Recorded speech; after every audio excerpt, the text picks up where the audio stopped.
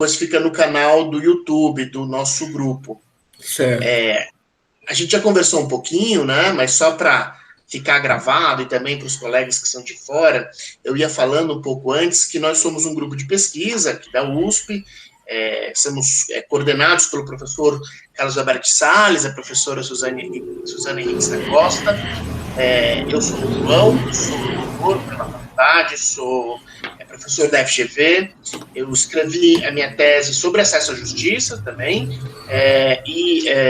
como isso impacta o acesso individual nos repetitivos. O Marcos escreveu sobre uma perspectiva que eu acho que também você adotou de alguma forma no seu trabalho, que é a perspectiva da análise econômica do direito, salvo engano. Me corrija, tá? Era a Sim, eu acredito que no raciocínio, ele utiliza de um raciocínio econômico sobre ponderação de custos e benefícios na utilização de instituições, né? Qual instituição seria mais adequada para resolver determinado tipo de conflito. Então, estamos todos em casa. O ERG tem essa tradição, né? Tem um grupo forte de estudos agora que traz essa pegada muito interessante, importante. Eu vim acompanhando o Irapuã pelas redes sociais. Quando ele divulgou a tese, eu falei, poxa, mas tem tudo a ver com a gente, porque acesso à justiça, pesquisa empírica, né, análise de dados, a gente precisa ouvir o Irapuã, a gente precisa compartilhar com a gente essa trajetória de pesquisa para trazer um pouco de informação, mas também de experiência para os nossos pesquisadores. Então, Irapuã, você está com a palavra, fica muito à vontade para expor a sua trajetória, como isso impactou na sua pesquisa, qual foi a sua perspectiva, como é que você desenvolveu, para dividir aqui com os nossos pesquisadores. Muito obrigado por ter aceitado o convite. Boa noite a todas e todos. Primeiramente, eu gostaria de agradecer imensamente o convite do amigo João, o professor João, que a gente se conhece ali pelas redes sociais, né, João? E eu fiquei muito honrado de poder vir falar sobre o tema da minha tese, né, justamente num grupo de pesquisa da USP. Né? Então, São Paulo, eu tenho falado que São Paulo tem me acolhido muito bem. Essa semana eu falei com o pessoal da Mackenzie, agora com vocês também. Então, realmente eu estou vivendo uma boa maré de sorte aqui de conseguir falar desses espaços, né, que são tão disputados e tão qualificados. E o meu tema, na verdade, eu vou falar um pouquinho de mim, né?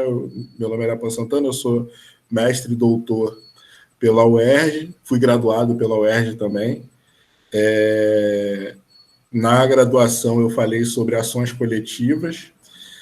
No mestrado eu falei sobre mediação e acesso à justiça. E aí no doutorado eu pensei em falar especificamente do acesso à justiça.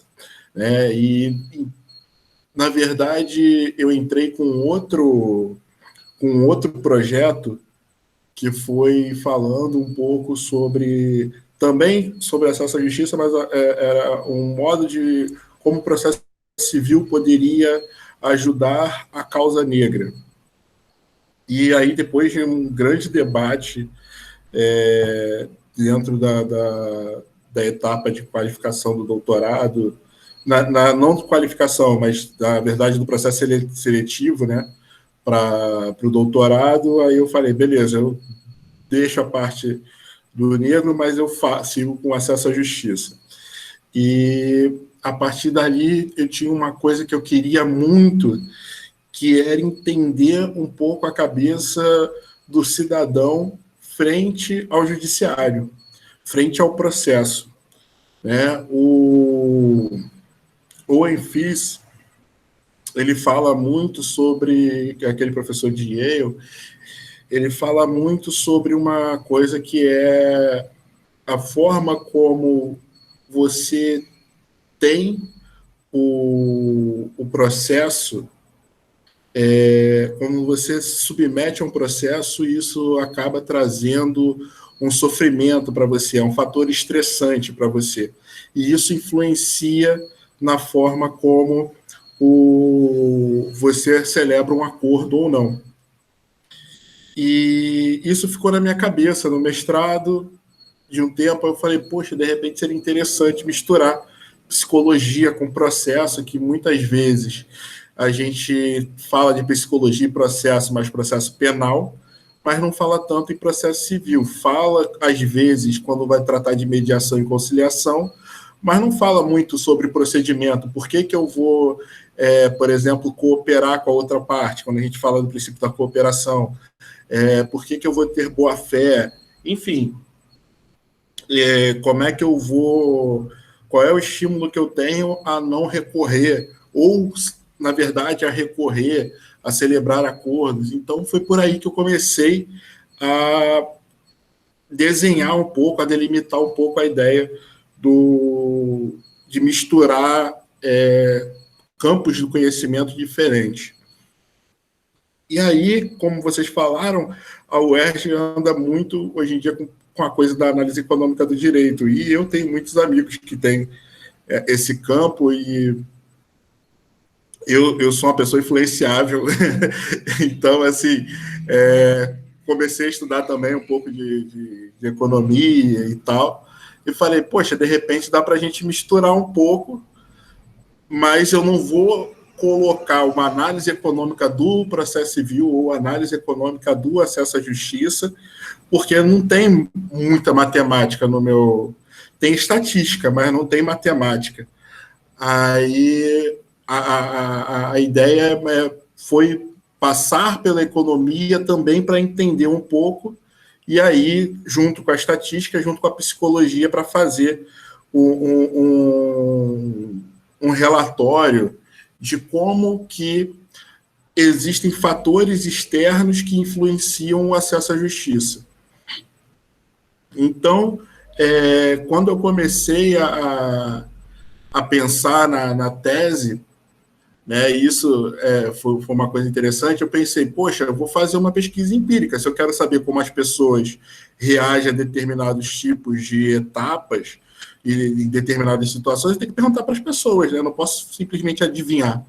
E outra coisa que me incomoda é que, às vezes, a gente fala em processo sobre litigantes e tudo, só que a gente não vai até o litigante para saber como que isso funciona.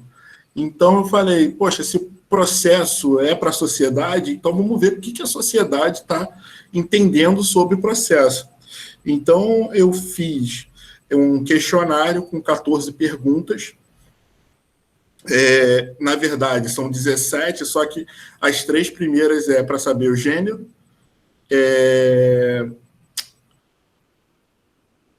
nível de escolaridade e faixa de renda.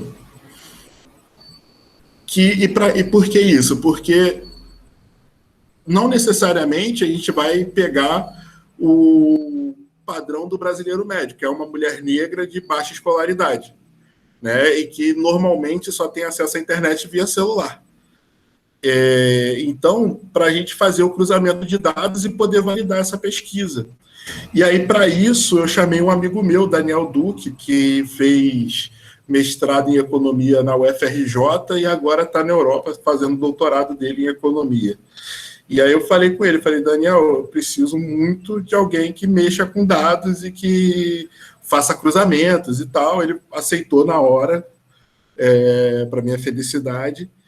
E aí a primeira jogada que eu fiz efetivamente foi o questionário, porque eu não conseguiria escrever sobre os incentivos do acesso à justiça sem saber o resultado de para onde que estava indo, para onde que estava levando determinadas opiniões das pessoas.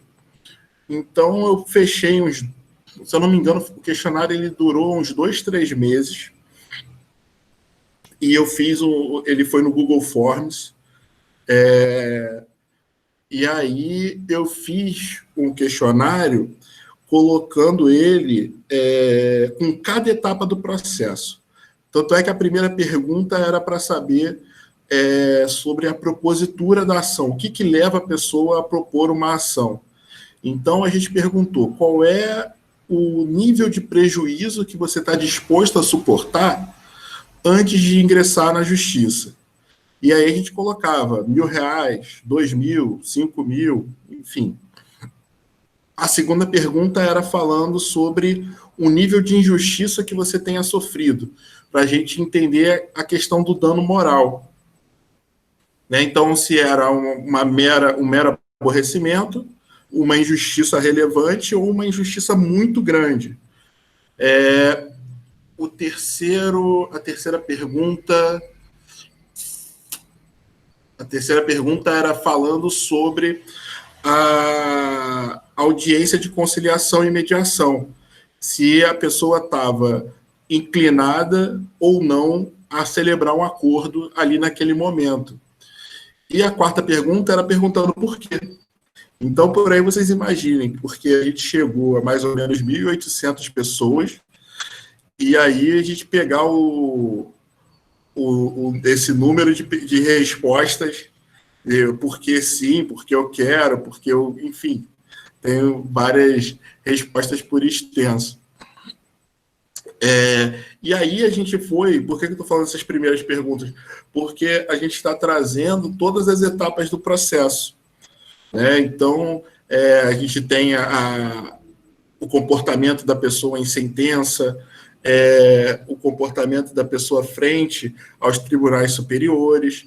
E aí, lá na 14ª pergunta, a gente fez pedindo, na verdade, para as pessoas darem uma nota de 0 a 10 para o judiciário. E aí a gente pode falar um pouco sobre os resultados. Que a nota do judiciário de 0 a 10, a média foi de 4,36. Ou seja, nem arredondando para cima a gente conseguiria aprovar o judiciário. Dentro do nível de relevância do prejuízo, isso também foi um fato que me chamou muito a atenção, porque pessoas que ganhavam até um salário mínimo tinham que levar um prejuízo de R$ 1.000 para então ir ao judiciário. Ou seja, aquilo que eles têm que trabalhar o mês inteiro é o dinheiro, o tamanho do prejuízo que eles suportariam para poder ingressar no judiciário. Ou seja, na verdade, o brasileiro ele tem um nível de tolerância alto, porque a gente está falando aqui do dinheiro do mês, né? Então, e aí dentro disso, uma outra coisa que ficou bem evidenciada é que quanto maior a renda da pessoa, maior também é o nível de tolerância. Né? Então, se a pessoa ganha R$ 2.000, R$ 3.000, elas tendem a suportar maior nível de prejuízo e tal. E por que isso? Aí a gente joga isso lá para o final da pesquisa, porque a nota do serviço é muito baixa, então as pessoas não confiam no judiciário. Né? Então, para levar uma dor de cabeça para o judiciário e você não confiar nele, gera aí uma falta de confiança tão grande que eles vão falar assim, não, olha só, prefiro levar um prejuízo a ter que levar essa dor de cabeça e sabendo que o judiciário não vai fazer nada de bom por mim. E a forma como o judiciário lida com isso, ela também é interessante, porque o judiciário, ele de fato, ele está super atolado. Né? A gente tem aí 108 milhões de processos tramitando no país. E dentro disso, as pessoas falam, já que tem 108 milhões de processos, e a gente tem 210 milhões de pessoas, se a gente for pensar autor e réu, é um processo por cada pessoa, porque fica um autor e réu. Então, o brasileiro gosta de litigar. Não, pelo contrário. Né? A pesquisa mostra justamente o contrário.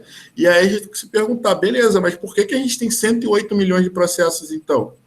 E aí a gente procura para saber quem são os maiores litigantes. E segundo o CNJ, dos 10 maiores litigantes, 6 são o Estado. E lá no topo é o INSS. Né? Então,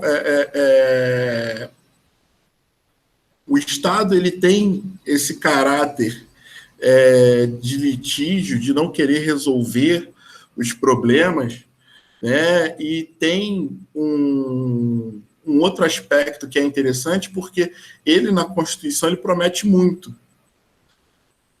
E ele não entrega. E, ao mesmo tempo que ele promete muito e ele não entrega, a gente passou por uma doutrina concretista na década de 90, né, do direito constitucional, que falava, olha, os efeitos dos direitos previstos na Constituição são exequíveis no exato momento em que eles adentram ao ordenamento jurídico. Então, você pode ir ao judiciário. E, a partir daí, você tem esse boom de ações que a gente tem por aí. Mas o que me deixou mais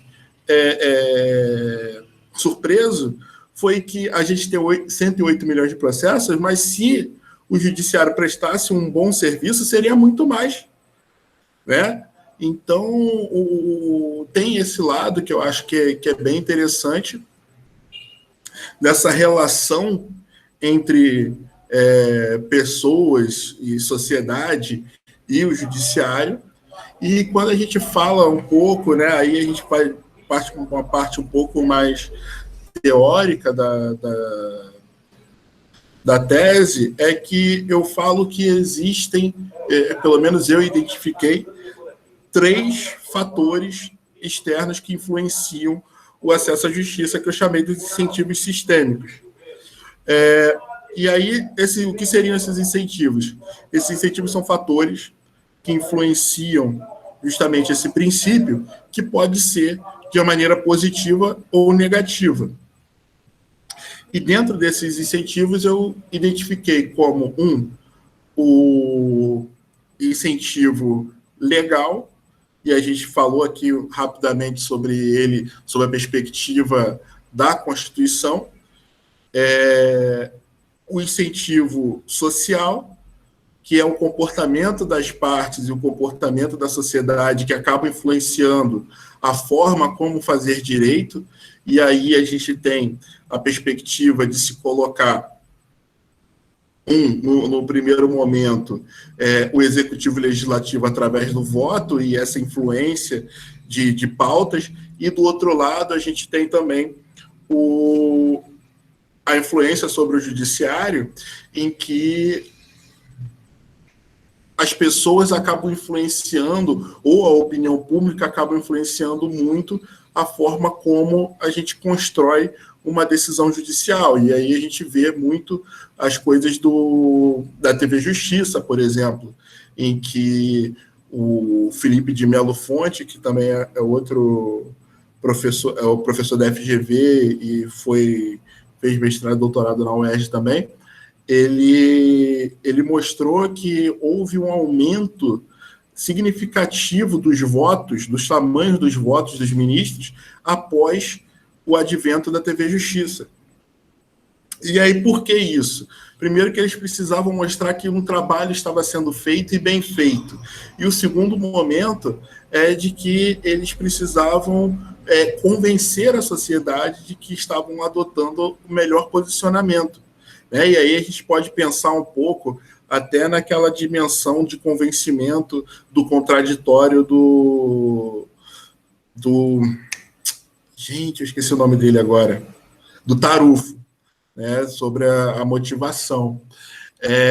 Então, a gente tem isso, essa influência da sociedade sobre o judiciário, sobre os demais poderes, e no terceiro momento, nós temos também a influência do judiciário sobre o acesso à justiça em relação à própria sociedade, porque dependendo do comportamento do próprio judiciário, ele pode modular se a pessoa vai fazer um acordo ou não, ele vai poder modular se a pessoa vai ingressar com uma ação ou não, ou ele vai poder também condicionar se a pessoa vai entrar com algum recurso ou não. Né? E aí um dos exemplos que a gente traz é de um caso em que você coloca uma parte de um lado e outras duas pessoas do outro polo. E esse caso ele é interessante, que ele foi feito um artigo sobre essa análise econômica, né, que trazia o equilíbrio de Nash, em que você tem, de um lado, uma pessoa, do outro lado, duas, e aí para celebrar acordo a respeito de uma coisa, de uma obrigação solidária. E aí qual é a ideia, né? Qual é o quadro que se desenha? O autor ele vai e fala para um dos réus: olha, eu quero fechar um acordo com você, vale R$100, né, tudo. Eu vou fechar um acordo com você em 30. Então, o réu número 1, ele vai pensar: olha, se eu tenho a possibilidade de ganhar ou perder no total, então eu tenho 50% de chance. Desses 50%, eu chego a ter 25%, né? Já que tem ali, eu estou fazendo a solidariedade e a divisão interna. Em tese, se eu perder, se eu esperar a sentença para perder, é mais fácil eu esperar a sentença. Mas isso só acontece se eu for responsável pela parte que me toca ali, né, que é aqueles 50% dos 50%. O que acontece? Né? O que acontece com a jurisprudência do STJ? O STJ ele fala que se uma parte fizer acordo, ou seja, pegar esses 30%, a outra parte ela não tem que ficar responsável pelos 70%, e sim pelos 50% que cabia a quota parte dela interna. Então, com isso, dentro desse sentido, se ela falasse: olha, você tem que ainda ficar responsável pelos 70%, aqueles 30% que foi oferecido seria uma melhor barganha, seria uma melhor opção do que optar pelos 70%, que nos 50% daria 35%.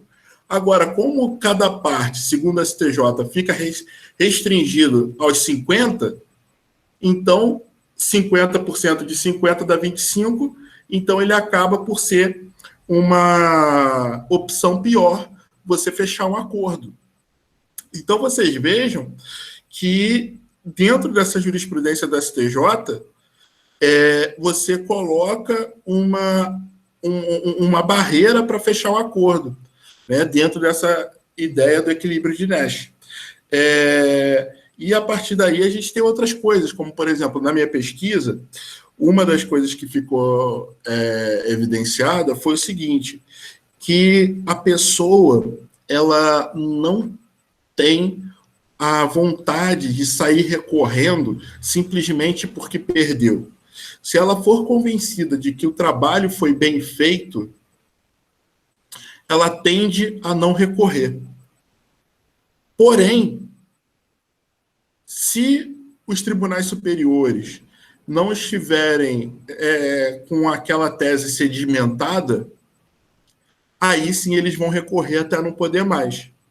E isso foi interessante porque a gente colocou assim, a primeira questão, a primeira pergunta, né, na questão número 6, falando exatamente isso. Olha, o juiz, analisando todas as provas detidamente, demonstrou que você não tem razão.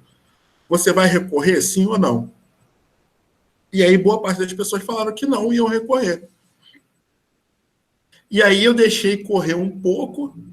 Quando chegou na pergunta 10, eu falei: olha, dentro disso aqui, você perdeu, mas os tribunais superiores não definiram ainda a tese que abarca a sua hipótese.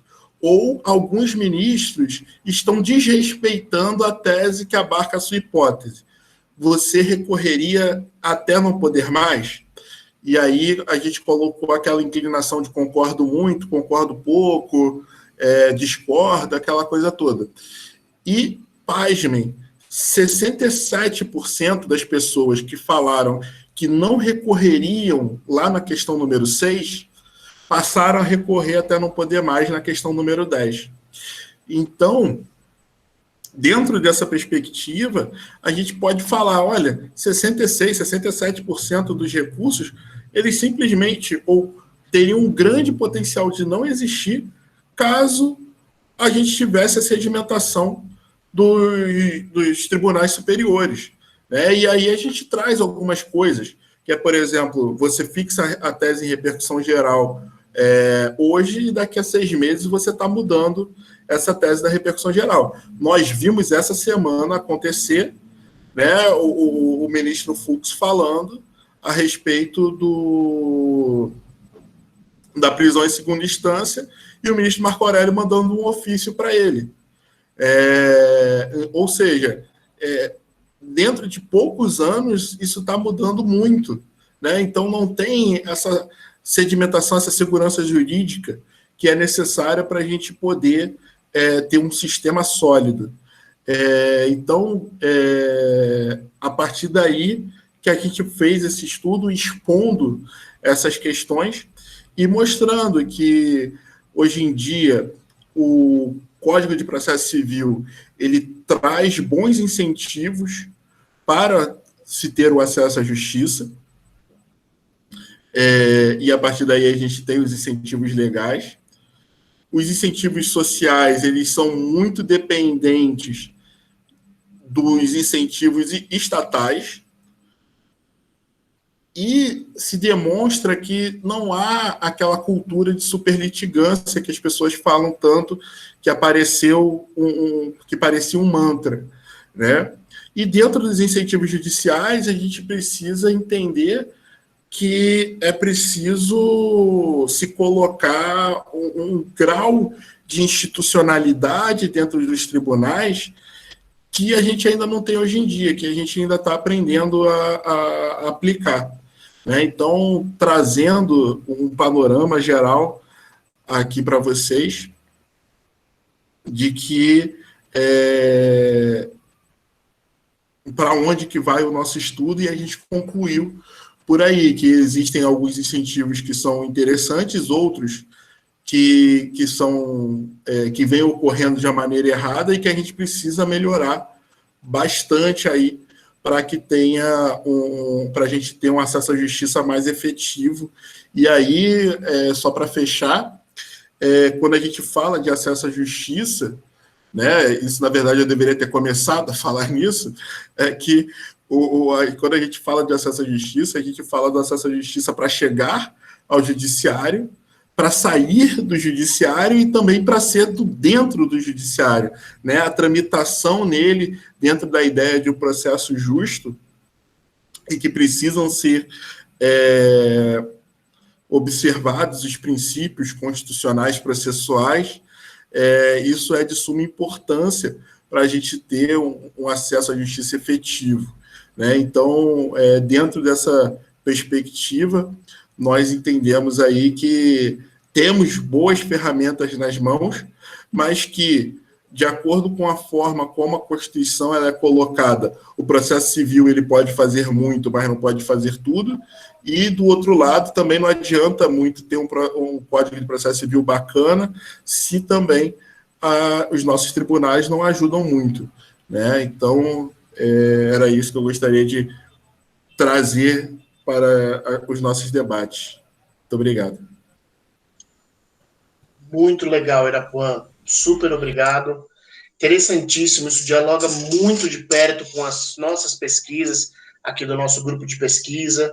Nós temos trabalhos que vão na mesma direção que você, mas acho que você traz uma coisa nova, que é justamente essa ideia dos incentivos, dos desincentivos, e você também mostra algo que para o nosso pesquisador muitas vezes é angustiante, que são as possibilidades de se fazer pesquisa empírica, porque nós temos, logicamente, limitações grandes, né? Nós somos pesquisadores independentes, não temos equipes, não temos bolsa para fazer pesquisa, não temos, muitas vezes, uma estrutura que nos autorize a levar adiante. E você mostrou que dá para fazer uma pesquisa interessantíssima com o Google Forms. Então, uma ferramenta que é acessível né, a todos.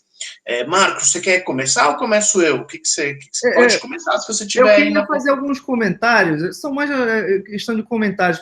Primeiramente, Irapuã, eu devo dizer que eu fico muito feliz de ver o uso da análise econômica do direito para se desvelar alguns mitos e desfazer alguns preconceitos. Isso porque isso no nosso grupo de estudo a gente já debateu bastante, eu, o João e outras pessoas, como a análise econômica do direito ela pode ser uma ferramenta poderosa para o incremento da pesquisa em direito. Só que o que vemos muito o uso da análise econômica a partir de premissas abstratas. Eu sei que a economia ela tem que partir de abstrações para que possa fazer juízos a respeito de situações concretas, ainda que como se um palpite ou uma previsão. Contudo, a análise econômica do direito, e a gente pode ver isso nos artigos nos Estados Unidos, que é o país que mais utiliza dessa metodologia, é de que há uma tendência, uma inclinação muito forte para a pesquisa empírica. Ou seja, não seria possível fazer análise econômica do direito sem pesquisa efetiva, pesquisa empírica, algo que você fez, e eu congratulo. Um dos mitos que eu achei muito legal é justamente mostrar que não existe cultura de superlitigância. E isso é algo que eu já vi muitas pessoas que propagam análise econômica do direito, e partindo do arquétipo do homem racional, de que se você aumentar os custos de acesso, você diminui o número de processos e logo você teria uma maior eficiência do judiciário. O que você demonstra é justamente que o cidadão jurisdicionado, o homem, não o homem racional, mas o homem real, o homem efetivo, ele não tem incentivos suficientes para acesso à justiça, e isso eu achei muito legal, eu achei uma ferramenta muito poderosa para falar de gargalos do acesso à justiça no Brasil. Agora, eu tenho uma provocação, que é na questão dos precedentes. Isso aí é uma premissa quase, acho que indiscutível, ou não é discutida efetivamente, de que precedentes geram maior segurança, portanto, eles geram maiores incentivos para a litigância legítima e também desincentivos para a litigância frívola. Isso é algo que, inclusive, a premissa, para mim, parece bastante correta. Agora, você citou, inclusive, exemplos do Supremo Tribunal Federal. Na semana em que assume o novo presidente, ele já anuncia, ou já sugere, de que um precedente do plenário não seria forte o suficiente, e isso gera inseguranças. Aí eu pergunto, é possível falar de que a utilização de precedente no Brasil trará segurança, sendo que, aparentemente, os próprios tribunais que geram esses precedentes não possuem uma cultura de precedentes? Ou seja, tribunais que não confiam em precedentes podem fixar precedentes? Assim, é uma provocação que eu tenho, não sei se o João gostaria de fazer alguma coisa, falar alguma coisa em cima disso, para que, enfim, tenha uma resposta um pouco mais prolongada. João, você quer falar alguma coisa? Eu acho que essa é uma discussão que a gente tem, só para situar o Irapuã, né?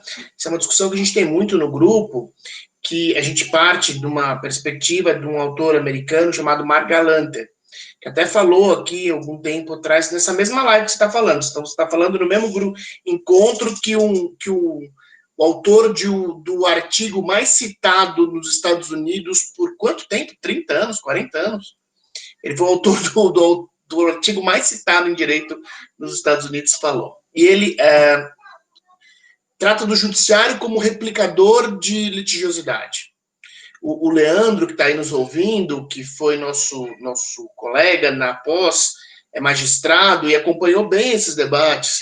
E ele lembra, imagino que lembre, das discussões que se travavam, muitas vezes acirradas, entre alguns colegas advogados públicos, e outros magistrados, mostrando que, como assim, impasse que você bem traz, Irapuã, do excesso de processos, gera uma busca, muitas vezes, meio sem parâmetros de uma solução. A gente precisa resolver isso de alguma forma. E aí, quando você coloca que existem incentivos que são reproduzidos pelo próprio judiciário, e um deles é a ausência de precedentes fortes, né, de uma cultura de seguimento de precedentes, você esbarra numa outra questão, que uma antiga... Algumas pessoas falam cultura, eu não gosto muito disso, eu aprendi até recentemente que cultura é uma expressão que tem uma carga bem colonial, que a gente deve tentar se desapegar desse termo, né? Mas, assim, existe um senso comum, então, vamos chamar assim, processual, de que o juiz teria plena liberdade para decidir de acordo com a sua convicção, logicamente fundamentada, mas que o precedente seria um limitador ilegítimo. Então, essa ideia de trabalhar com incentivos e desincentivos é algo que, de fato, me parece ser muito esclarecedor. Só isso que eu queria, então, acrescentar à pergunta do Marcos, para posicionar esse debate para você, que a gente trabalha muito sobre essa ideia de que o judiciário, na verdade, é um reprodutor da litigiosidade repetitiva. Ele incentiva a litigiosidade repetitiva.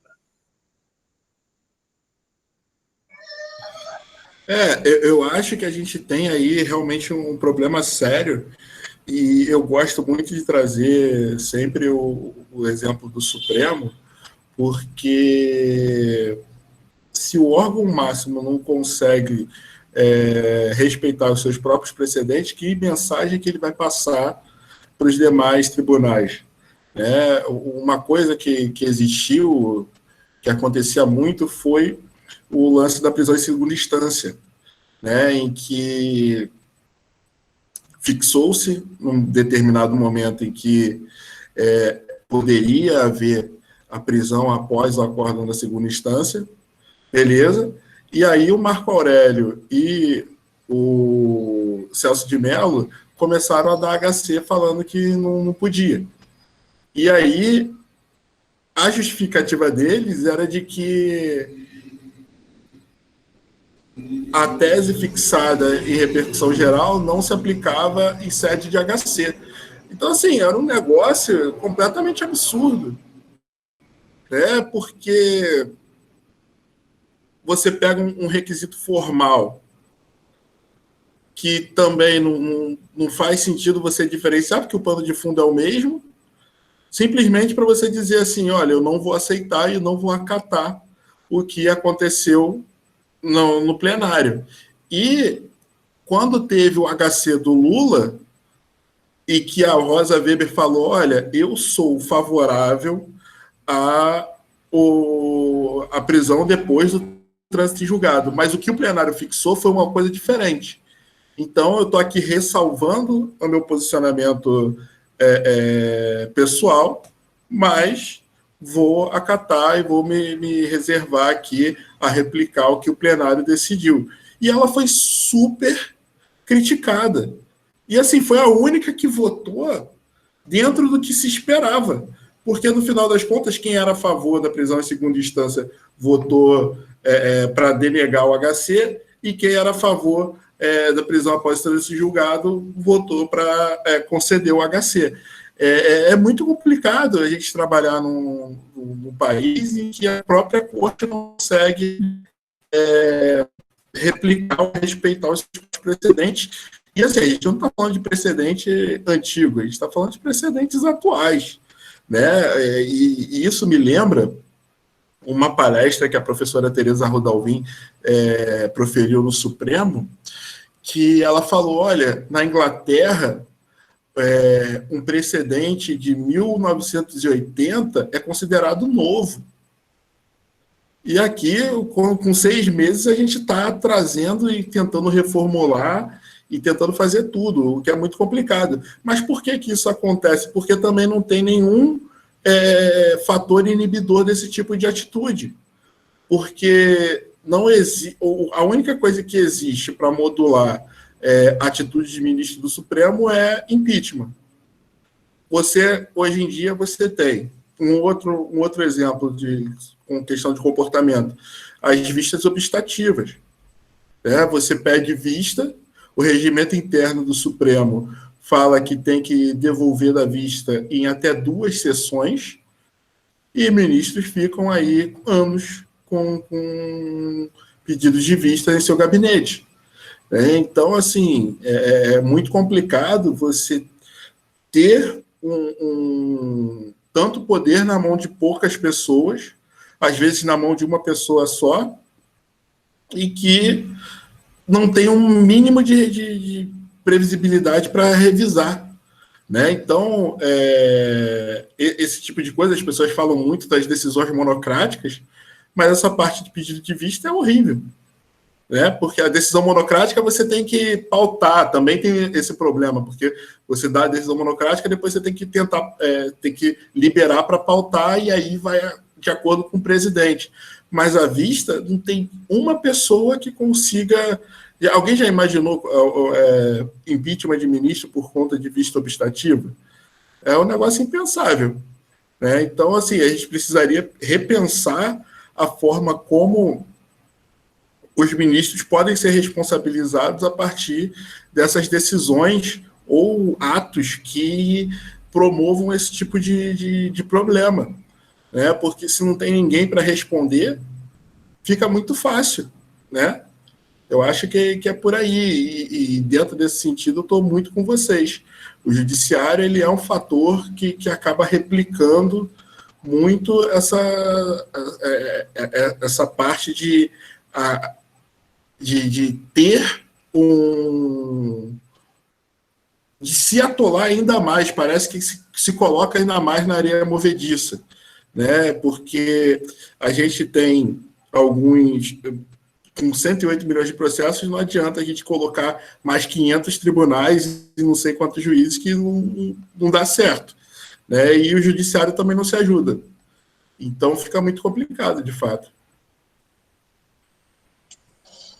Você falou algumas coisas também, a gente já vinha conversando antes sobre a sua pesquisa, e isso, logicamente, estimulou muito os nossos colegas, e eu vou falar aqui, vou fazer uma pequena observação que, na verdade, não é nem para você, Irapuã, é para os colegas que estão ou começando a pesquisa, ou então ainda desenhando a pesquisa, para eles observarem da sua fala.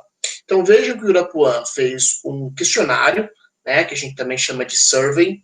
Ele fez um questionário online, que é uma ferramenta que já é estudada pelos sociólogos, antropólogos, pessoal da economia. Então, já temos parâmetros para entender como esse questionário produz resultados confiáveis, quais são os limites da generalização desses resultados, quais são a resposta esperada a esse tipo de questionário. Então, não as perguntas em si, mas temos estudos que mostram que questionários online são respondidos, precisam de um determinado estímulo também, estamos falando de estímulos, né, para que sejam respondidos. Então, o Irapuã falou, olha, fiquei 2 meses com esse questionário em aberto, você tem que fazer muitas vezes campanhas para essas respostas, você tem que dirigir isso a um determinado grupo, você tem que tentar, no máximo possível, buscar variabilidade, né, O Irapuã falou também, olha, eu não consigo atingir aquele brasileiro médio, que é a mulher negra pobre, mas eu tenho que tentar atingir o mais perto possível disso. E a Núbia fez uma pergunta exatamente nesse sentido aqui. Você quer fazer sua pergunta, Núbia? A Núbia está terminando a tese de doutorado, mas acho que ainda está na pesquisa, ainda está escrevendo, né? Ainda está levantando dados. Você está aí, Núbia? Ai, João, só que eu tô meio idosa para a internet aqui, aí abri outra janela, já não conseguia voltar. Gente, por questões de descabelamento no fim da tese, eu só queria, antes de qualquer coisa, aproveitar essa conversa informal de sexta-feira, e muitos colegas, né, a gente viu ali muitos colegas que participaram, né, Elisa, que participou do nosso primeiro, foi o primeiro? Um dos primeiros, né? Acho que foi o segundo. O segundo, desses pequenos eventos, e é muito bom a gente trocar ideia, a partir até, a gente às vezes quer trazer vozes muito diferentes, só que a gente ainda precisa congregar pessoas que estão falando, às vezes, a mesma língua de pesquisa, a mesma língua de trajetória, né, assim, dentro das premissas de acesso à justiça. Então, eu acho que está sendo muito bacana para o grupo e para todos os ouvintes ouvirem essas perspectivas assim, sei lá, esse encontro. Então, eu queria parabenizar vocês, primeiramente, por isso. E a questão da pesquisa, né, empírica, me chamou muita atenção. Estou aqui ainda ouvindo tudo que vocês têm a dizer, anotando coisas para pôr na tese, quero pegar também a tese do Irapuã, e já vai fazer parte aqui de outras questões. Então, eu não tenho muito a acrescentar, só queria entender melhor a pesquisa empírica mesmo. E é isso. Obrigada, João. Obrigada, Marco. Obrigada, Irapuã. Obrigado, Núbia. Então, Irapuã, a gente queria ouvir de você, se possível, um pouco mais sobre isso, né? Para quem foram essas perguntas? Como é que você conseguiu, né? Vou te dar um exemplo. Acabei de fazer uma pesquisa agora pela Escola Superior de Advocacia de São Paulo. Eles me pediram para fazer um questionário e enviar para o mailing list da ESA.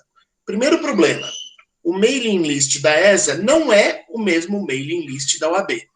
São só as pessoas que já fizeram cursos, que já deram aula. Então é muita gente, mas não é os 300 e tantos mil advogados de São Paulo. Segundo problema, isso passa por uma burocracia interna. Então, é o pessoal da informática que elabora o questionário, que eu mandei, envia. Então, eu insisti bastante para que ficasse aberto mais tempo. Eles, professor, melhoram 2 semanas, porque depois... Eu falei, bom, se é o que dá para fazer, e aí, na pesquisa empírica, a gente tem que trabalhar muito com esses limites. Tem muito do que dá para fazer, não tem jeito. E não é para a gente abrir mão de pesquisa empírica por isso, é só para a gente deixar claro para o nosso leitor quais são os limites. Terceiro problema, eles não repetiram, não fizeram uma campanha de resposta. E aí, então, isso foi... Eu percebi, por exemplo, que nas 2 semanas que ficaram abertas as perguntas, quase todo mundo respondeu nos 3 primeiros dias. Quem respondia, porque você recebia o e-mail, abria e respondia. Se não respondia logo que tinha aberto o e-mail, não respondia mais. E eu não contei, na minha pesquisa, tá? Eu queria ouvir você sobre a sua, eu não tive nenhum controle de variabilidade. Eu consigo saber qual é o perfil das pessoas, porque eu também fiz perguntas como você. As primeiras perguntas foram para definir a minha amostra, para ver quem estava respondendo. Mas eu não controlei isso. E aí eu posso ter um viés que é o seguinte: responde quem tem acesso à internet, como você disse. Né? A maior parte da população ainda não tem acesso à internet, a não ser no celular. A gente usa esses formulários, Google Forms, que são fáceis de usar no celular. Mas, se a pessoa tem alguma dificuldade informacional, né, não tem tanta facilidade na leitura, ou mesmo no preenchimento desse, não consegue responder. Então, eu queria saber como é que você superou essas dificuldades. Para quem foram essas perguntas, se você fez ali uma certa campanha, se você conseguiu ter algum controle da amostra, seja no envio ou então na análise, né, se você recortou, na hora que você foi analisar, você falou, olha, eu vou pegar um percentual da minha amostra que é mais representativo aqui, não sei se você fez do estado do Rio de Janeiro ou do Brasil. Se você pudesse falar um pouco mais sobre isso para a gente, acho que nos ajudaria aqui a dar uma luz para os nossos pesquisadores. Claro, claro. Então, como eu falei, a gente fez no Google Forms, né? E eu deixei por 2 meses e eu direcionei para as redes sociais: Facebook, Twitter e WhatsApp. Então, o que acontece? Como eu tenho muito grupo de WhatsApp, muita gente com muitos grupos de WhatsApp, a pesquisa rodou bem. No Twitter também tinha, e no Facebook também. E o que eu fiz? Na pesquisa em si, na hora dos cruzamentos de dados, dava para ver exatamente quem, que a pessoa pobre que respondeu, como que ela respondeu determinadas questões, né? Então, por exemplo, homens e mulheres não mudavam de opinião com relação ao judiciário. Não tem uma divergência muito grande com relação a gênero. O que tem, às vezes, é divergência com relação à renda e divergência com relação à escolaridade. A pesquisa rodou o Brasil inteiro, teve gente de Manaus que respondeu, gente de Porto Alegre, pessoal de Maceió, enfim, foi bastante gente que respondeu. A gente chegou a mais ou menos 1.800 pessoas, e para fazer a ideia da seleção foi autosseleção, né? E toda semana eu ficava falando: gente, respondam aí meu questionário, por favor, não sei o que, e enchi o saco dos meus amigos para também compartilhar todo mundo. Então, assim, o grupo de WhatsApp da família, então minha mãe compartilhou, a minha mãe compartilhou nos grupos dela. Então, assim, foi um negócio bem diversificado. Tanto é que a gente teve bastante gente de várias faixas de renda diferentes, mas obviamente que chegou, o principal foram homens, com uma faixa de renda maior do que R$5.000 e graduados. Mas tinha também, a gente começou a fazer os recortes, justamente para demonstrar como que isso estava sendo entendido pelas outras faixas de renda e outras faixas de escolaridade, para exatamente não cair nesse viés de autosseleção muito, muito complicado, né? Porque se a gente deixasse simplesmente sem cruzamento de dados, ia dar um viés muito, muito puxado para as camadas superiores da população e pessoas de alta escolaridade, que não é o nosso foco. O nosso foco é entender como a população, em geral, consegue enxergar a forma como fazer processo e tudo mais. Então, a gente colocou, assim, eu tenho muitos amigos que são de comunidades ainda, então a gente falou: coloca lá com o seu grupo de mototáxi, lá do motoboy, mototáxi e tal, pede lá para o fulano, para o ciclano, e por aí foi. E toda semana eu falava no Facebook, no Twitter e no WhatsApp para todo mundo, para quem não tinha feito ainda, para fazer. Em todos os grupos eu enchi o saco de todo mundo para poder rodar isso aí e ter uma forma mais variável. E aí, quando eu vi que estava tendo de muitos homens, aí eu comecei a pedir para publicar essa pesquisa em grupos femininos também, para tentar ter um equilíbrio maior, né? Então, a gente foi tentando fazer essa conexão por aí. Mas realmente é muito difícil essa autosseleção no Google Forms, porque apesar de levava 2 minutos para responder, se eu não me engano, eu cheguei em vários grupos de Facebook, no Twitter, no WhatsApp e tal, e a gente chegou aí aos 1.800 pessoas, né, respondendo, sendo que no universo aí deve ter passado de umas 10.000, 20.000 pessoas.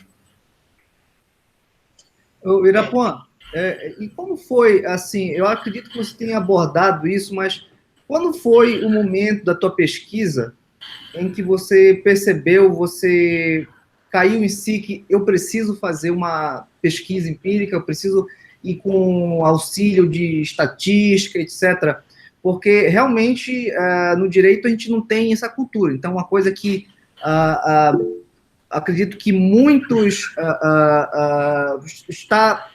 é crescente o incentivo à pesquisa empírica em direito. Contudo, ainda não é a regra. E eu gostaria de saber quando você caiu em si, eu preciso fazer isso, eu vou fazer. E também, quais foram os incentivos? Isso aí eu falo em âmbito institucional. Houve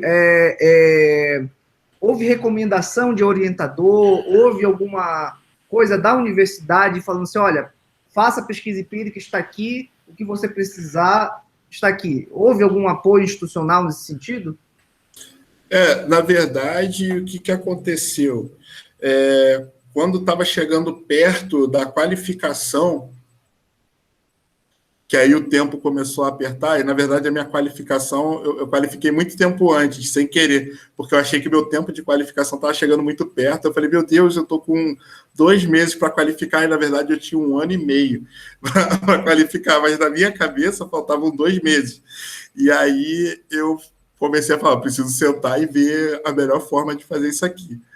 E foi aí que eu tive essa ideia Quando eu tive a ideia de misturar psicologia e economia, eu falei, cara, eu acho que a melhor forma de tentar encaixar as duas coisas é através da pesquisa empírica. Primeiro porque tem muita gente que fala de psicologia, tem muita gente que fala de economia, mas tem pouca gente que fala de traz a estatística através da pesquisa empírica. E aí eu falei, poxa, é uma tese de doutorado, eu acho que vai dar um bom caldo aí. Então foi assim, faltava 1 ano e meio para eu... Na verdade, faltava 2 anos, né, para eu defender. Foi quando eu sentei realmente para pensar a tese, estruturar a tese. Foi quando eu pensei assim, eu vou fazer, mas aí eu vou fazer no começo do ano. E aí foi entre janeiro e março que eu fiz essa pesquisa empírica, né, deixei rodando, e os dois, né, eu fui orientado pelo ministro Fux e orientado pelo professor Humberto Dalla. Eles gostaram muito da ideia, inclusive o pessoal da banca gostou bastante também, elogiaram essa iniciativa, né, que é uma coisa que se vê pouco, e eu fiquei bastante feliz com o resultado.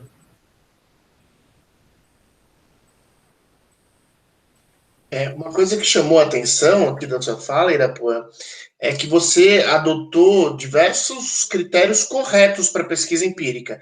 Por que eu falo que chama atenção? Porque, como o Marcos bem falou, nós do direito não estamos habituados a fazer pesquisa empírica. Quando o Marcos falou, você teve algum incentivo, né, para fazer pesquisa empírica? Eu lembro que todos nós, eu, Marcos, Núbia, né, que somos orientandos da professora Suzana, que exige pesquisa empírica para que aceite o pesquisador como doutorando ou mestrando, temos uma certa resistência porque dá muito mais trabalho. Então, assim, é muito interessante, é esclarecedor, assim, então você vê que a sua tese está repercutindo muito, com todo o merecimento, mas tenho certeza que deu mais trabalho do que se você não tivesse feito. Não só na colheita dos dados, como na análise dos dados, mas também nas expectativas que se esperam para a análise da tese, porque eu imagino que na sua banca você tenha passado por algo como eu passei na minha, se espera o mesmo rigor e profundidade teórica de um trabalho que não tem pesquisa empírica. Então você fala, não, mas espera aí, dos 3 anos que eu tinha para escrever o meu doutorado, eu passei 1 ano e meio fazendo pesquisa empírica. Não dá para eu ler, ter um esgotamento da bibliografia, eu tenho que definir os meus parâmetros. Então, quando a gente trabalha com pesquisa empírica, a gente tem que mudar uma chavinha mesmo, né? Falar, olha, qual é a análise que está sendo feita aqui, quais são as nossas hipóteses, as nossas perspectivas, e aí quando você tem um questionário com perguntas fechadas, perguntas abertas, cruzamento de dados, preocupação com a qualidade da amostra, variabilidade de dados. Então, não sei quanto disso você elaborou, ou foi algo, né, que você foi, como muitos de nós, né, como eu, aprendeu fazendo, mas nos causa uma gratíssima surpresa. Uma coisa que nós conversávamos esses dias no grupo, é que nós não temos nenhuma pretensão de ser o grupo de pesquisa empírica, nada disso. A gente quer que todo mundo faça pesquisa empírica, mas nós temos sim uma preocupação de se fazer aquela pesquisa empírica que, na verdade, se traduz em mais um argumento de autoridade, né?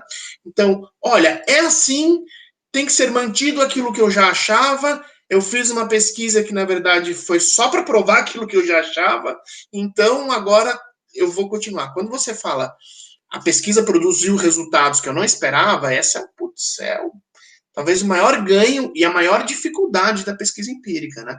Então, na minha tese, só para esclarecer também aos colegas que estão aqui nos ouvindo, ou que vão ouvir na gravação, eu não consegui confirmar a tese no plano empírico. Eu escrevi, né, toda a parte teórica, defini a hipótese, defini a tese. Quando testei a tese na prática, ela não se confirma. Ô, João, só uma observação, aconteceu isso comigo também, porque a minha pesquisa empírica, ela negou a minha hipótese e se alinhou mais ao meu marco teórico. Assim, foi engraçado, porque a gente vai surpreendendo conforme a gente vai fazendo a pesquisa.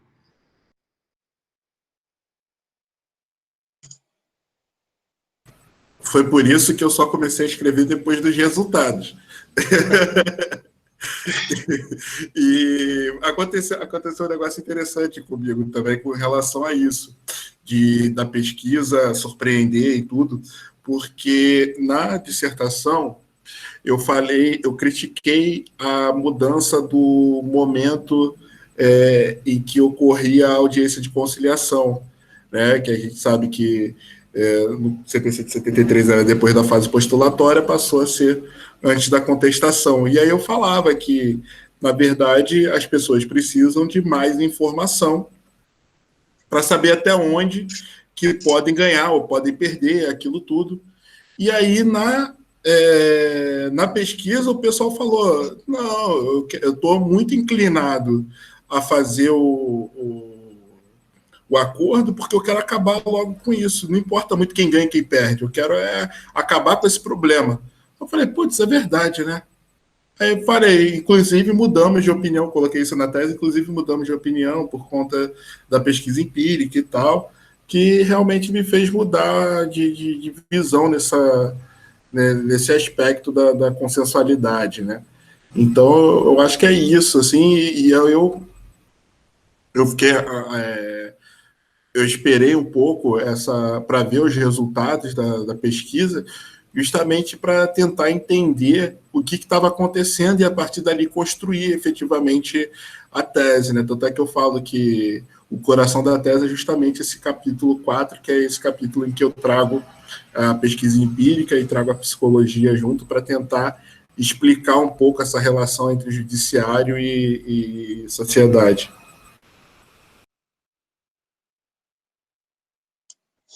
E essa relação entre a pesquisa empírica e a pesquisa teórica, ela é tão importante e tão difícil de ser assimilada ainda no direito, que não é raro que nós tenhamos conversas, palestras, bancas de mestrado e doutorado com professores em que são apresentados os resultados da pesquisa empírica e, passado algum tempo, você observa que os textos ou então as apresentações, as palestras, as aulas daqueles professores resistem aos dados e sem referência a eles, né? Porque, lógico, você pode contestar os dados, você pode falar, eu tenho uma outra pesquisa que mostra outra coisa, ou eu discordo metodologicamente da sua pesquisa, eu analisei a sua amostra e ela tem um viés, mas não é esse tipo de crítica. Você vê simplesmente uma certa ignorância a respeito daquilo. Então, por exemplo, diante dessa sua descoberta de que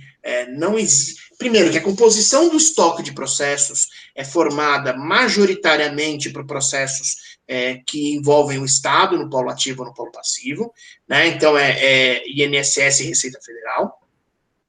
E segundo, você tem aí que no restante da composição desse estoque de processos, uma procura pelo judiciário com bastante resistência, né? Existe uma tolerância, como você bem, achei essa sua expressão fantástica, uma tolerância muito grande à infração de direitos, porque se sabe quais são os custos para isso, né? No encontro que nós tivemos com a Elisa, ela falou muito bem dos custos, ela é defensora pública no Rio de Janeiro, e como é difícil para aquela pessoa, mesmo com a Defensoria do Rio é que tem a melhor estrutura do Brasil, e mesmo assim tem uma dificuldade imensa para a pessoa chegar até a Defensoria, ser acolhida para a Defensoria e ter o seu direito depois defendido em juízo. Então, para superar todas essas barreiras, de fato, não pode ser qualquer valor, ou tem que ser alguma infração a direitos que exija essa satisfação, sem a qual a pessoa não vai conseguir exercer a sua cidadania ou ter acesso a alguma política pública. Então, mesmo com esse tipo de descoberta, eu tenho certeza que a gente vai ouvir daqui a um tempo assim, mas o brasileiro é muito litigante, mas cara, tem uma pesquisa do Irapuã aqui que levantou, mas eu continuo achando que é muito litigante, porque aí vem essa discussão que é muito contemporânea, até o Lucas, que é o nosso filósofo aqui, pode nos ajudar, que os dados, eles só são válidos quando eles confirmam a opinião de certas pessoas, né? Que é a lógica da fake news, né? Se aquilo não confirma o que eu já acho, eu deixo de lado, eu boto numa gavetinha. Então, essa disposição de se trazer dados que não necessariamente confirmam a nossa hipótese anterior, que muitas vezes, inclusive, são difíceis de serem acomodadas dentro da nossa visão de mundo, é muito importante, né?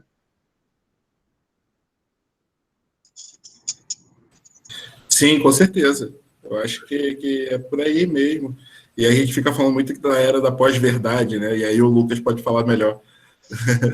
Já sei que o Lucas é o filósofo, então... Quem sou eu? Não. Exagero, professora João. Então, eu acho que é por aí. Por isso que eu fui muito esperando ver o que acontecia com essa pesquisa empírica para, então, construir a tese, né? E tentar analisar melhor as formas que a gente enxerga o acesso à justiça. É que a Núbia até colocou, né? Mais acesso à justiça não significa mais justiça. Né? Eu acho que é por aí, realmente. Né? E inclusive, uma coisa que eu defendo na tese é que a restrição aos tribunais superiores não necessariamente quer dizer menos acesso à justiça.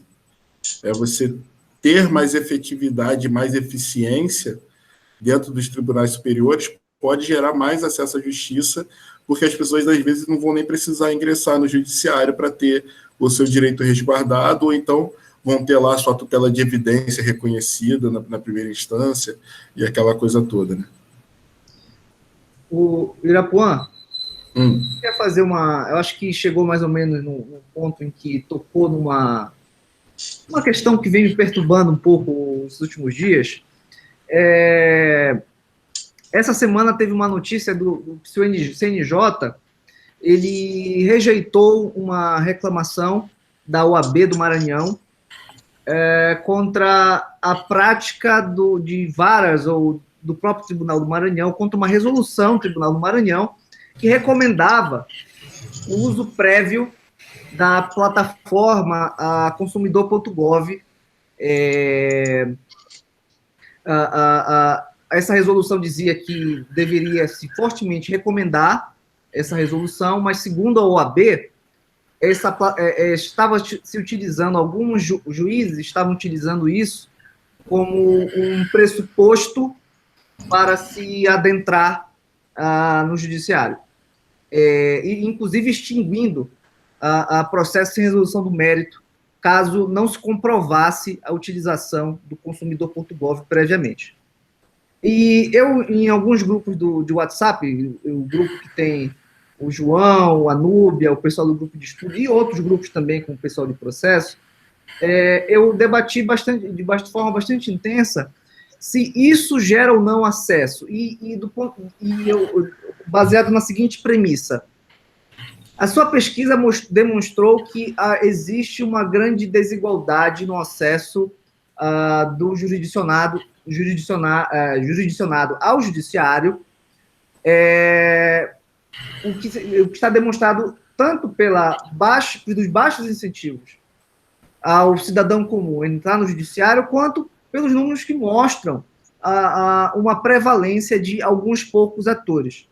E aí eu pergunto, é possível falar de incentivos ao acesso à justiça mediante restrições ao acesso ao processo judicial? Essas medidas que estão sendo discutidas de aumento de utilização de meios adequados de resolução de conflitos, e uma coisa está bastante atual, que é desjudicialização da execução, isso promoveria um maior acesso à justiça, considerando o contexto de desigualdade que a sua pesquisa está demonstrando? Deixa eu só acrescentar uma coisa, Marcos, antes do Duravan responder. E se você entender que existe uma restrição, né, que é positiva, quais são as condições para que ela seja positiva, né? Existe uma restrição positiva, mas existe uma restrição negativa, né? Então, uma coisa é você fechar a porta e outra coisa é você abrir outras portas, né? Eu acho que é exatamente isso, João. Dentro do capítulo 1 da minha tese, eu trato também do consumidor.org e trato de duas decisões que são antagônicas do Supremo. A primeira falando do requerimento administrativo prévio do INSS e a outra das câmaras de conciliação prévia da Justiça Trabalhista. O Supremo ele entendeu no primeiro momento que as câmaras de conciliação da Justiça Trabalhista elas eram inconstitucionais, justamente por conta dessa ideia de que restringiria o acesso à justiça. E aí depois fez uma interpretação conforme do julgamento do mérito para falar, olha, se as câmaras de conciliação prévia forem entendidas como mais uma porta, mais uma via para tentar resolver aquele conflito, então elas não são consideradas inconstitucionais.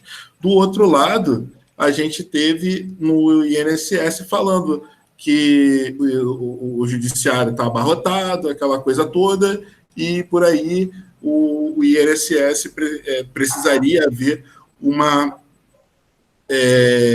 um requerimento administrativo prévio do INSS, demonstrar que teve esse requerimento para que se possa ingressar com uma ação na justiça contra o INSS.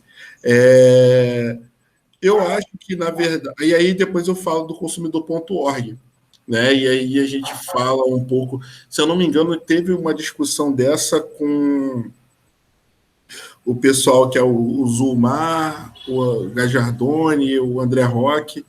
Eu acho que eles fizeram esse questionamento com relação a isso.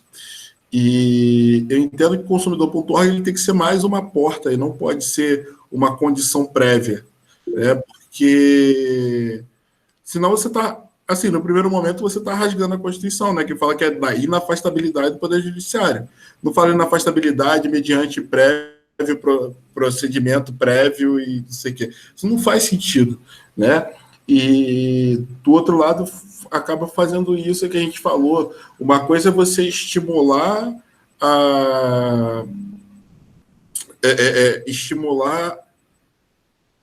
utilizar outros meios de resolução de conflito. Outra coisa é você obrigar a pessoa a tentar um acordo, né? Isso aí eu acho que é complicado.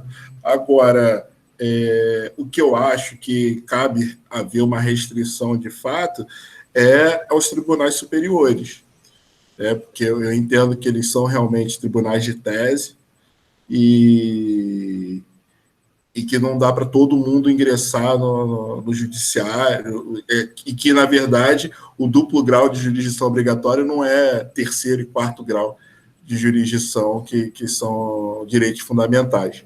Então, eu entendo que existe aí uma possibilidade de se restringir o acesso recursal, mas fomentando, do outro lado, a ação ou, no caso, as decisões, os efeitos das decisões, trazendo maior acesso à justiça na ponta, lá no começo. Só sobre o consumidor.gov, a Júlia Viana até mandou aqui o artigo do Cajadoni, do André Roque, do Zumar e do Marcelo Pacheco, acho que também escreve junto com eles. Eu e a professora Suzana também escrevemos um artigo sobre isso. Então, Júlia, pega aí nosso artigo para o seu TCC. E a gente discorda um pouco deles, porque a gente escreve no sentido do que você acabou de falar, Irapuã. E eles têm uma visão mais otimista, me parece, do consumidor.gov. Não fazem uma análise da qualidade do resultado, não fazem uma análise da obrigação, da obrigatoriedade do uso desses instrumentos, dizem que deve ser obrigatório, porque por fundamentos de efetividade, né? É necessário que assim seja, mas me parece, a gente escreveu no mesmo sentido do que você disse agora, que depende de vários fatores. Primeiro, da voluntariedade, é muito mais uma questão de incentivo do que de obrigatoriedade, e segundo, deve-se estar atento para a qualidade do resultado. Quando nós falamos lá no começo, né, sobre a importância da pesquisa empírica e da análise econômica séria, uma questão que é muito levantada quando se discute consumidor.gov é o índice de satisfação das pessoas que acessam esse serviço. E ele, durante algum tempo, se divulgou bastante um dado e depois ele foi refutado e não se falou mais nisso, de que teria 80% de satisfação, algo assim. Até que saiu um artigo no Jota, não lembro o autor, sinto muito, em que o colega diz o seguinte: olha, só que o sistema funciona assim. Você vai até a etapa final, depois você tem que preencher um formulário. Nesse formulário você diz se estava satisfeito ou não. Se você não responder, significa que você está satisfeito. E muitas vezes as pessoas não respondiam esse formulário porque estavam justamente muito insatisfeitas, né? Não tinham conseguido o resultado que queriam, estavam nervosas, estavam chateadas.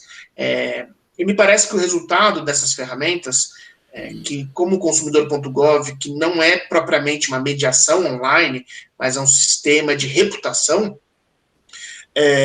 dependem do lado contrário, dependem de quem está lá do lado de lá. Então, se é uma companhia que de fato entende que isso é uma ferramenta importante para os seus negócios, para a sua imagem, para a diminuição de litígios, levam a sério, fazem propostas boas, e isso vai entrar naquela questão que você também tratou, do equilíbrio de Nash, das escolhas que são feitas, dos incentivos que são feitos. Se não, não, você vai receber uma resposta lá negativa, ruim, que não vai produzir um resultado diferente da mera notificação. Eu acho que da própria ideia de multiportas, né? Acredito que essa questão, esse crescente interesse pelos meios autocompositivos, os meios adequados de solução de conflito, ele muitas vezes se cita a experiência estadunidense.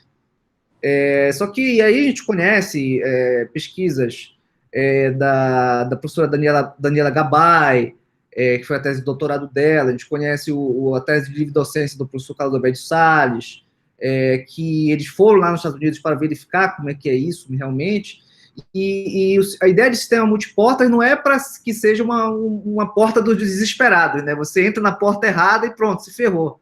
Não, assim, é justamente para que haja uma prévia análise para verificar qual o melhor meio, qual a melhor porta para você para resolver seu conflito, né? Eu acho que muitas vezes, e aí é o perigo de se verificar, de se partir da premissa de que essas reformas processuais elas devem tentar atingir de qualquer modo a diminuição do acervo de processo judiciário, de você criar, de você pensar apenas no aspecto da gestão, de você criar barreiras à porta dos desesperados para o jurisdicionado, né? Você você, na verdade, cria mais dificuldades e mais obstáculos para que o jurisdicionado entre no judiciário. Que a pesquisa do Irapuã, inclusive, confirma isso, né? Porque ele falou, se o serviço fosse melhor, tinha mais processos ainda. O Leandro fez uma pergunta. Leandro, se você estiver aí e quiser fazer a pergunta oralmente, fica à vontade, senão eu leio aqui para você. Então, eu vou ler. Caro Irapuã, os desincentivos financeiros, processuais e reputacionais são essenciais para os reequilíbrios dinâmicos das principais condicionantes ao acesso à justiça: tempo, custo e previsibilidade. O estabelecimento de tais desincentivos, todavia, depende de uma decisão política, penso. Você investigou meios de melhorar a qualidade dessa decisão política, a que mais influencia a ampliação ou não do acesso? Parabéns pela ousadia de se despreender dos limites de nossa ciência para construir a sua tese. Vou dar um exemplo aqui para ajudar a pergunta do Leandro. Se eu estiver corrompendo a intenção da sua pergunta, você me corrige, Leandro. Estamos em discussão agora o projeto de custas, né? O projeto de custas processuais está no Congresso. E a ideia é aumentar custos. A ideia é aumentar custos, criar novas custas, diminuir a possibilidade de assistência judiciária gratuita, que vai nessa ideia das escolhas políticas, né? Então, eu acho que isso pode ser um exemplo disso que o Leandro está falando. O que você acha, Irapuã? Então, na verdade, a gente fala um pouco sobre a ideia das custas, mas o que eu penso é que, muitas vezes, os nossos projetos, e mesmo quando são bem intencionados, eles ficam descolados da realidade. E eu acho que isso aí é interessante, porque o Código de Processo Civil, quando ele foi vendido, ele veio falando, não, a gente vai trazer mais igualdade, mais celeridade, e continua tudo a mesma coisa. Né? 5 anos depois que a gente está tratando dele, a gente continua no mesmo patamar. Agora, eu não tratei especificamente de escolhas políticas na tese, porque eu já tinha tratado disso para falar da mediação e acesso à justiça na dissertação de mestrado, onde eu questionei justamente essa ideia de a mediação ser a salvação da lavoura para diminuir o número de processos no judiciário. Primeiro que isso é bem ilusório, e segundo que a mediação acaba sendo desvirtuada, né? E você tem ali um jeito de fazer a conta muito esquisito, que a gente vai lá e faz 90% de acordos. Tá, mas como é que foram realizados esses acordos? A pessoa saiu efetivamente satisfeita? Quais medidas foram tomadas para que esses acordos fossem realizados de maneira justa? Tem aquela coisa de negociação dos precatórios, né, em que as pessoas falam, eu abro mão de 80% do precatório para receber logo agora. E aí você tem 100% de acordo. É óbvio, acaba o dinheiro, não tem mais. Todos os acordos que você fez entraram na fila, e todos os acordos que você fez acabou. Então, assim, não faz o menor sentido falar foi 100% de acordo, 90% de acordo, quando as coisas são feitas dessa determinada forma. E aí entra a questão da forma política, né, em que essas pessoas colocam esses institutos. Porque muitas vezes a mediação, e isso eu vi acontecer na minha época na época que eu estava estudando para o mestrado, que eu era audiencista, em que muitas vezes o jurisdicionado está lá sozinho contra 3, 4 advogados, e que o jurisdicionado só queria reaver o dinheiro dele porque a geladeira quebrou. E aí as pessoas falando sobre condição da ação, não sei o quê, aquela coisa toda para enrolar a pessoa, sabe? Então, é muito complicado você ter uma política pública de mediação, e aí eu estou puxando a sardinha para mediação porque foi a dissertação, mas eu acho interessante a gente falar em superlotação do judiciário, diminuição dos números do judiciário, em falar em eficiência, quando, na verdade, a gente tem o judiciário mais caro do mundo, que é 1,4% do PIB, e a gente fala de eficiência com relação só a número, mas não a qualidade das decisões. Isso não é eficiência, isso é só número. Né? E quando a gente vai lembrar, como é que são feitos esses números? São feitos com base em decisões repetitivas. E aí inicial, que é um monte igualzinha, você pega o INSS, é um monte de contestação igual, porque os casos são sempre iguais, porque o INSS não paga as coisas que deve, aí as iniciais são sempre iguais, a contestação é igual, a sentença é igual, os recursos são iguais e por aí vai. E aí, assim, o número fica fácil fazer número. Né? Então, um amigo meu da Mackenzie, o Adriano Caldeira, ele fala, não é razoável para o Estado fazer isso andar. Porque quando a gente pensa em pagamento dessas coisas, a gente sempre joga, e aí eu estou falando como procurador do município, a gente sempre tenta, a ideia do gestor é jogar isso para a próxima administração. Então, por isso, você não pode, de jeito nenhum, deixar de recorrer. Né? Muitas vezes, ou então reconhecer o pedido. Isso é um completo absurdo. E aí o Estado ele já falou que não pode, que não vai pagar, e você tem que encontrar um jeito de fazer uma desculpa esdrúxula, uma resposta esdrúxula para não ter uma responsabilidade funcional na sua cabeça. Então, é muito complicado. Quando a gente fala sobre política e processo, dá para a gente fazer uma outra reunião só sobre isso.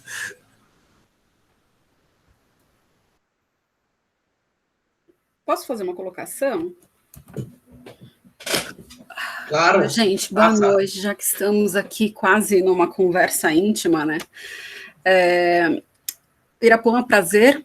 Meu nome é Maria Elisa, também faço parte do grupo de pesquisa. Sua pesquisa é muito bacana e ela me faz considerar várias ligações com outras pesquisas que a gente acaba lendo, né, já que fazemos parte de um grupo de pesquisa que incentiva a pesquisa empírica.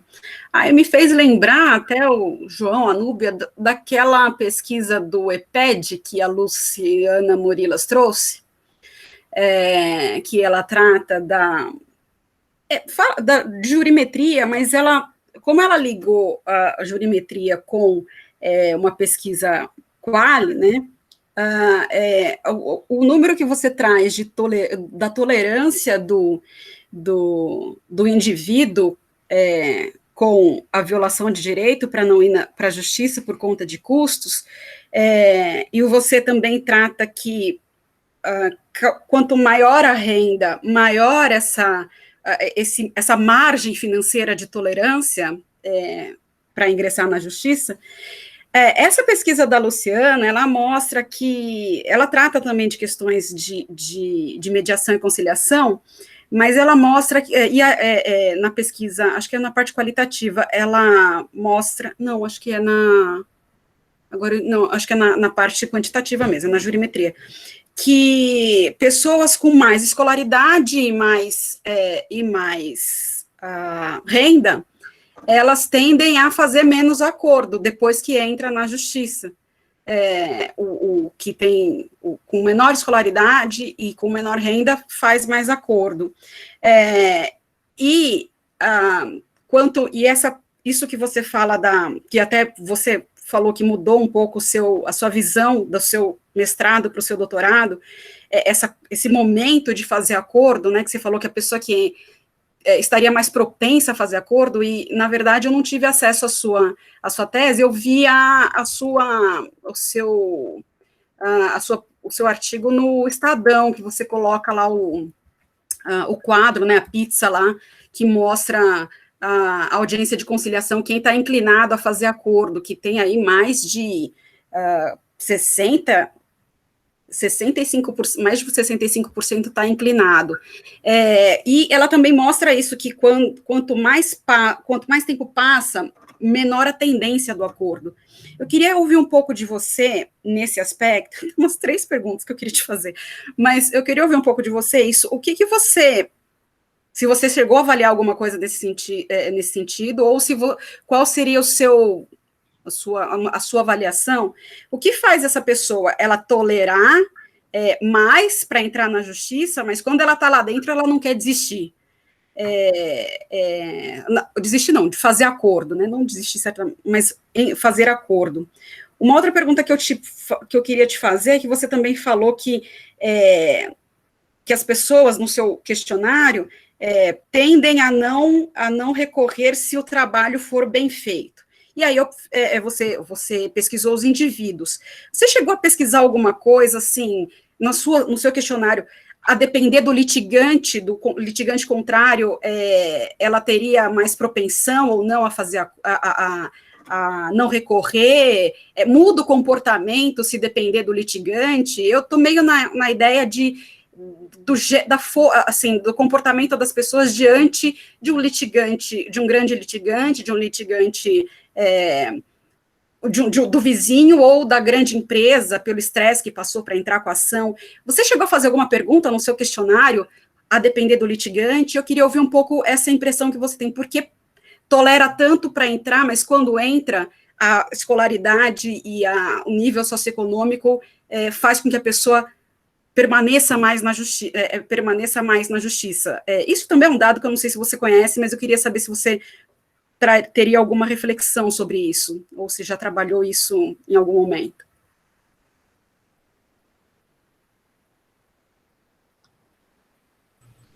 Então, enquanto você estava falando, Maria Elisa, obrigado pelas contribuições. Enquanto você estava falando aqui, eu estou abrindo o meu questionário para mostrar para vocês. Acho que assim fica mais fácil. Eu não depurei os dados dos acordos, mas é possível a gente fazer. Eu só não consigo fazer agora. Ah, que legal. Dá para arrancar mais dado aí. E sobre a parte em relação ao juiz, ao outro litigante, a gente não fez essa pergunta, não. Vou colocar aqui para vocês. Deixa eu apresentar a guia do Chrome.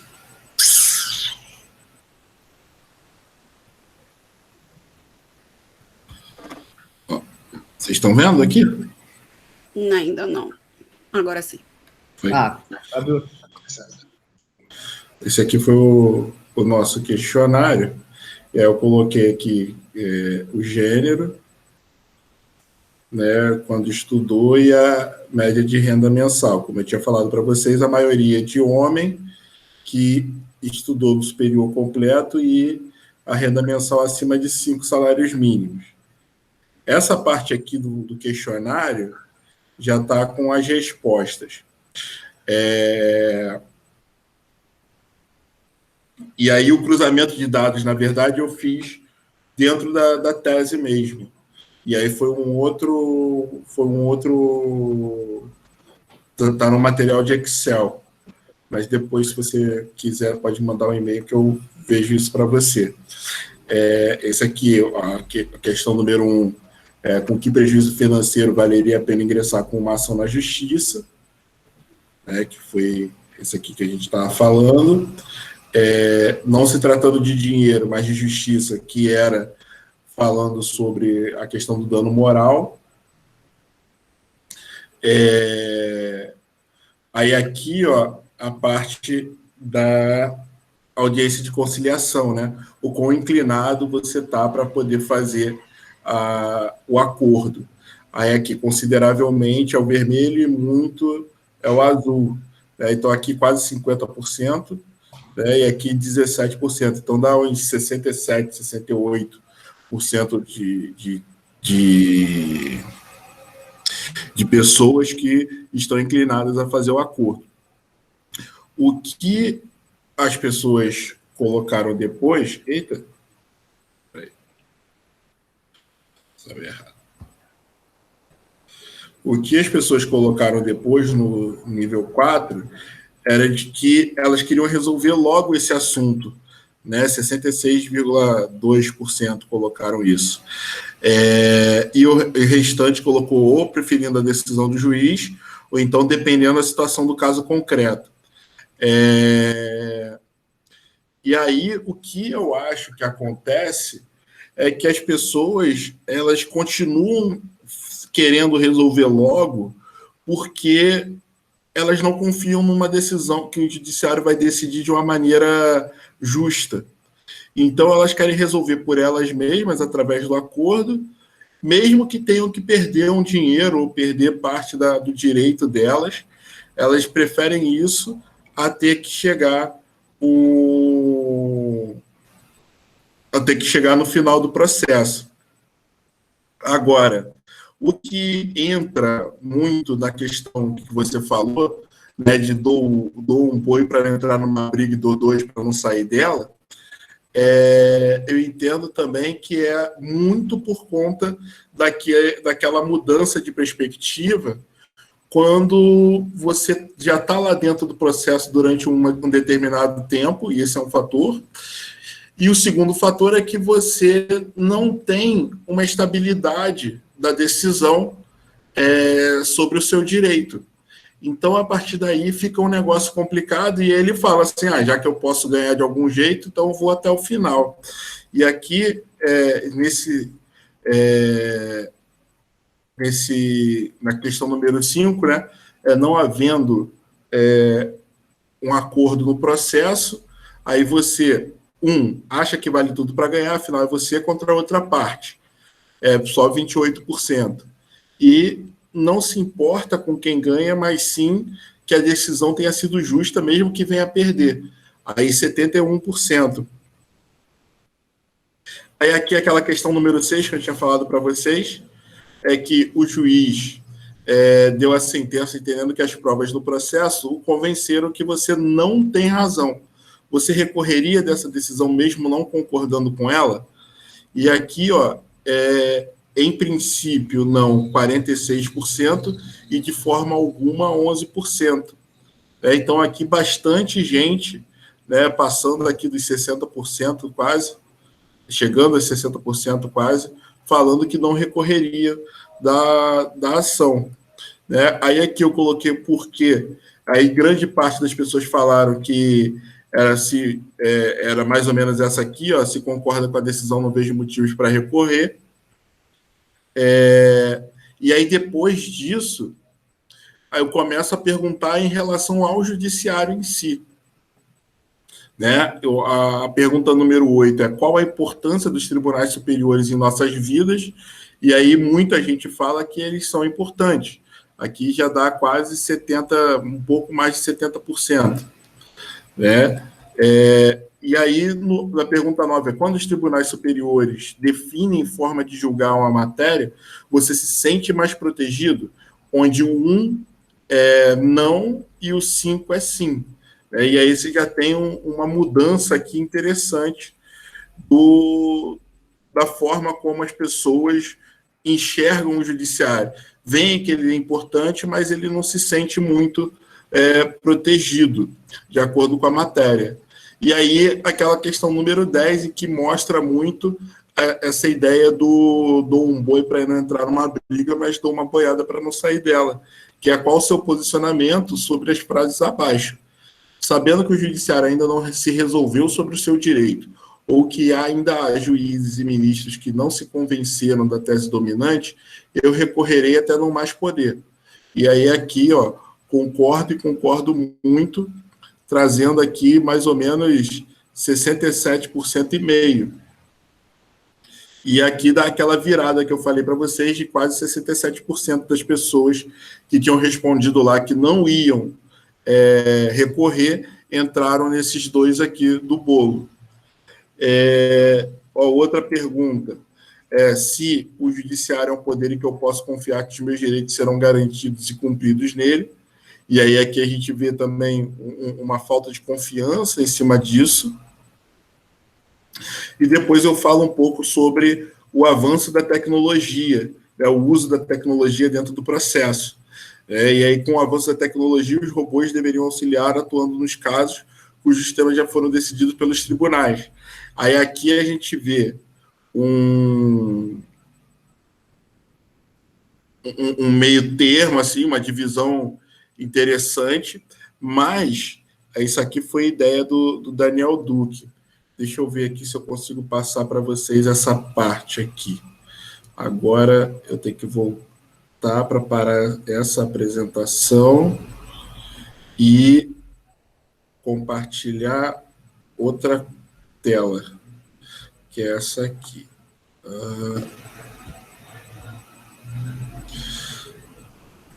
Que é esse índice Gini aqui.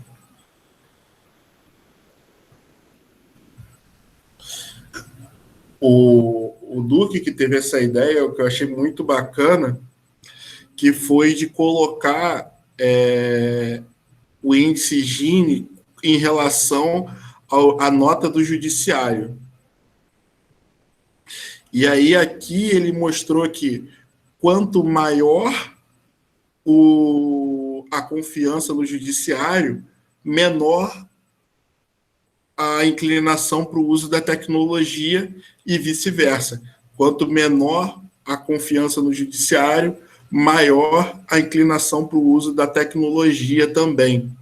Aí esse gráfico eu achei sensacional, eu coloquei ele na tese, aí é a partir desse cruzamento de dados aí que a gente estava falando. Aí aqui em cima está trazendo justamente esse cruzamento de acordo com um artigo, com a questão número 10, falando aqui que, na verdade, deu 63% das pessoas que colocaram essa mudança de posicionamento. Né? E aí, terminando o nosso questionário aqui, deixa eu ajustar. Aí aqui o 12, o 13 é com a utilização de robôs de novo, aí o programa de computadores, o processo teria menos erros e seria mais rápido. Aí também entrando nessa ideia, e aqui o nível de satisfação com o Poder Judiciário, que deu aquela média 4,36 que eu tinha falado no início do nosso bate-papo.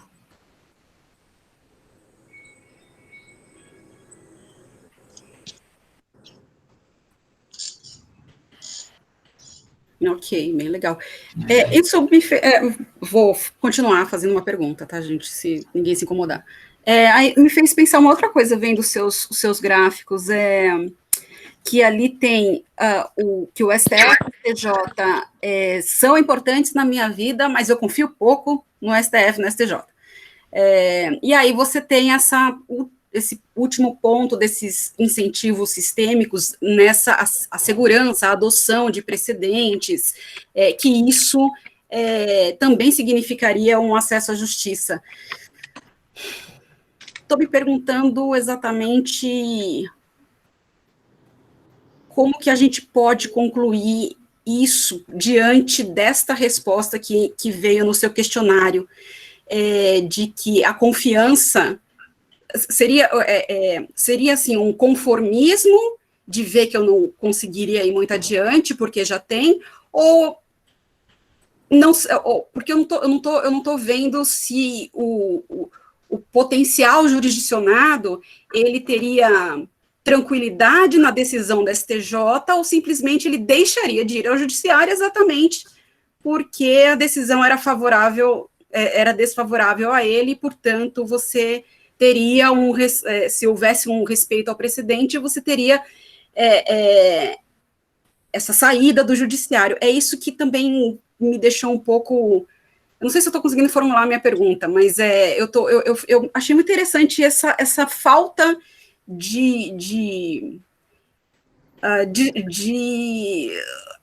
não sei nem se crença, como é que era a sua pergunta?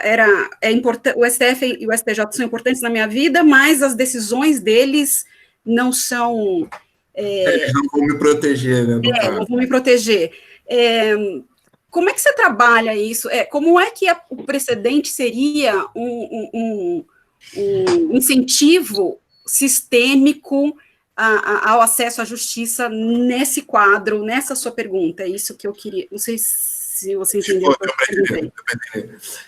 Então, eu acho que nesse caso o precedente é um incentivo sistêmico negativo, porque ele faz com que as pessoas deixem de litigar ou que elas tentem segurar aquela tenha uma tolerância grande, né, para ingressar com uma ação na justiça, mas depois que ela já está ali, que ela tentou o máximo resistir, não conseguiu, por exemplo, a pessoa ganhou um salário mínimo e o prejuízo dela foi de R$2.000.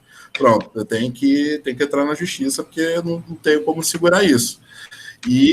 Mas ela sabe que o judiciário tem uma grande influência na vida dela. O negócio é que é uma influência negativa, porque ela sabe que ela não tem confiança de que aquele caso dela vai ser bem julgado. Então, a ideia é mais ou menos essa. Irapuã, é super legal seu questionário, eu achei muito bom. Nossa, dá para explorar muita coisa nele, e faz surgir muitas ideias, assim, de outras pesquisas, de ligar, de completar, de ir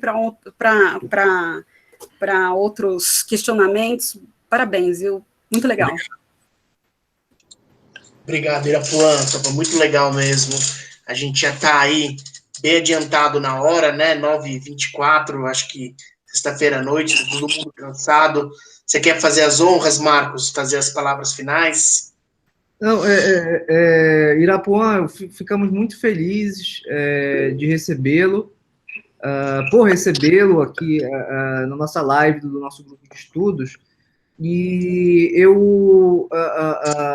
eu fiquei realmente muito contente com a quantidade de dados que você conseguiu levantar, e isso demonstra como nós temos aí um mar aberto a explorar nas pesquisas em direito. E quando você estava falando sobre desigualdades, parecia que você estava aqui numa conversa do nosso grupo de WhatsApp, do grupo de estudo. Eu acho assim que nós encontramos muitas interseções, muitos pontos de afinidade, e realmente eu me senti honrado e fiquei muito feliz de saber que há pessoas em várias partes do país aqui fazendo pesquisa de alta qualidade em direito. E eu acho que daí o céu é o limite. E muito obrigado por você ter atendido o nosso convite, e espero que o seu livro, quando for lançado, eu tenho certeza que ele vai fazer muito sucesso e eu vou adquirir meu exemplar, isso com toda certeza. Obrigado, gente. Eu só tenho a agradecer a vocês por ter me acolhido aqui, me convidado, né? Como eu falei anteriormente, é realmente uma honra poder estar aqui nesse espaço, né? Num ambiente tão qualificado como esse, e ter uma recepção dessa, assim, para mim é uma coisa que eu realmente estou emocionado de poder apresentar o meu trabalho e ser bem recebido dessa forma. Então, só tenho a agradecer e me colocar à disposição de vocês aí, quando vocês quiserem, a gente pode trocar mais ideias. Obrigado, gente. Obrigado, Irapuã. As portas estão abertas, vamos iniciar esse diálogo, quer dizer, continuar esse diálogo aí daqui para frente, e esperamos que nos encontremos aí para falar de coisas bacanas e não de Flamengo e Valeu, gente. Obrigado. Boa noite a todos. Boa noite, gente. Tchau. Obrigado, gente. Boa noite.